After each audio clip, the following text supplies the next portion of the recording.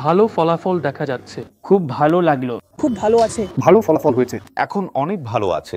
অনেক ভালো আছে। ভালোই আছে। খুশি আছেন। ভালো আছে। আঘাত লাগার পর ওখানে কিছুটা রক্ত জমাট বাঁধে। আমরা যখন 9-এ পড়ি তখন প্রথম গ্রাম্য ডাক্তার দিয়ে প্রথম সার্জারি হয়। কিছুদিন পর ওখানে আবার একই জায়গায় আবার 13 সালের দিকে ওটা অনেক বড় হয়ে যায় এবং ব্লিডিং শুরু হয়।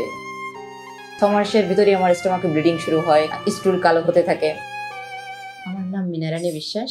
আমার বয়স এখন চলছে 39। আমি যখন 5-7 বছর বয়স তখন হঠাৎ বেডে উঠতে যেয়ে হঠাৎ কোমরে আঘাত লাগে। আঘাত লাগার পর ওখানে কিছুটা রক্ত জমাট বাঁধে। পরে আর লক্ষ্য করা হয় নাই। যখন আমি ক্লাস 9-10-এ পড়ি তখন ওটা আস্তে আস্তে বড় হচ্ছিল। আমি যখন 9-এ পড়ি তখন প্রথম গ্রাম্য ডাক্তার দিয়ে প্রথম সার্জারি হয়। কিছুদিন পর ওখানে আবার একই জায়গায় আবার টিউমার হয়, আবার সার্জারি করা হয়। এভাবে বাংলাদেশে 3-4 বার সার্জারি হয়েছে একই জায়গায়। 3-4 বার সার্জারি হওয়ার পর 13 সালের দিকে ওটা অনেক বড় হয়ে যায় এবং ব্লিডিং শুরু হয় হিপে। পরবর্তীতে আমরা মুম্বাইয়ে যাই।